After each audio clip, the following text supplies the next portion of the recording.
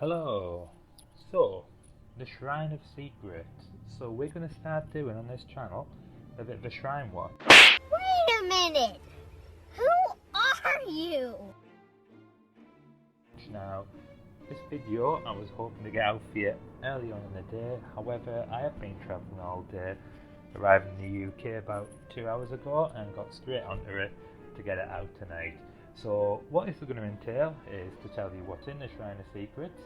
It's going to tell you what the perk actually does. So again, just trying to be a bit informative for you guys. It's going to also, I'm just going to give you my opinions on them, and that's that really. So not going to be a long video, just quite quick and hopefully very informative for you. So what's in the Shrine of Secrets this week? So the first one we're going to look at is Franklin's Demise. This is a perk from Bubba.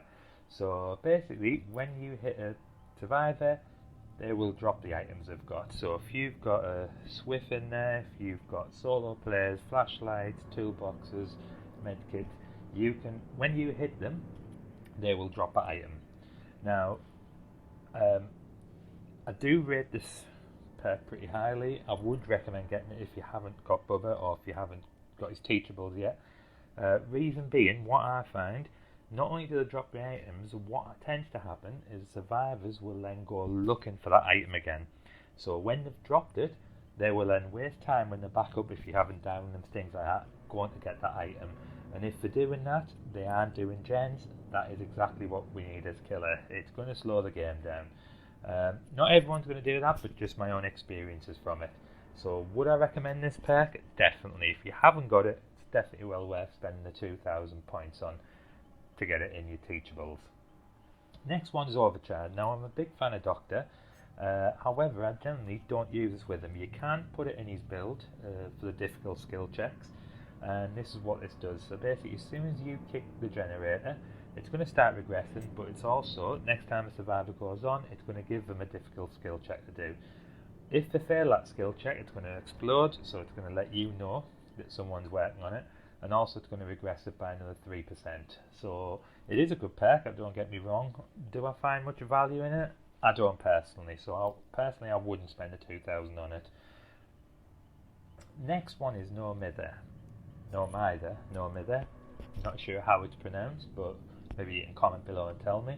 So with this one, you are going to be broken for the whole duration of the trial. So it's got its perk, you don't leave any pools of blood, your grunts are reduced, and it grants the ability to fully recover from a dying state, so it's basically unbreakable. Is this worth getting? If you want to be tunneled all game, yes, get this, because generally it's going to show the killer straight away that someone's got no mither on there, and you're an easy target for them. If you're a very strong looper, put it on, you're going to get a chase, that's for sure.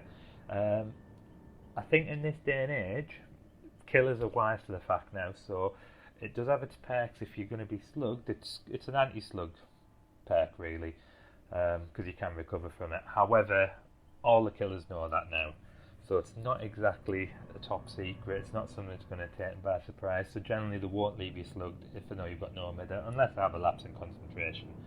So personally, I'm not the strongest of survivors. I can't loop really well. I can do it, but not as good as some of the people you see on YouTube. So no mither for me is a very difficult one to do, to use. So personally, I wouldn't recommend it. Last one is Sprint Burst. Now, everything about this perk says that it's a strong perk.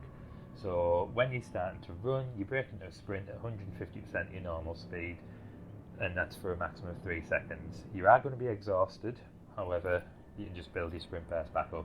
It's a Meg Thomas perk. Now, with this perk, I struggle with it. Personally, it's not one of my favourite exhaust perks, purely because my playstyle, I generally run around the map. When you've got sprint burst, as soon as you start running, you can't activate it, you can't choose when to activate it. As soon as you start running, it's going to activate if it's charged. So that's the part I struggle with. However, if you can get used to that, and I know, again, I see sprint burst on a lot of builds, so I'm not saying it's a bad pair, but for me personally, I think, Balanced Landing, Light. You've got a few others that I would prefer over it. But if you haven't unlocked Meg Thomas, then maybe that's something you can look at to try to do. Alright, so that's the 4 pets on there. The one I'm personally going to get is Franklin's Demise. It's got enough points, so there's no reason for me not to get that. So yeah, so hope you enjoyed the video, guys. If you did, give it a quick like, share it, let other people know, drop me a comment, and if you haven't already done so, press that subscribe button and keep up to date with all the videos on my channel. Alright, thanks guys.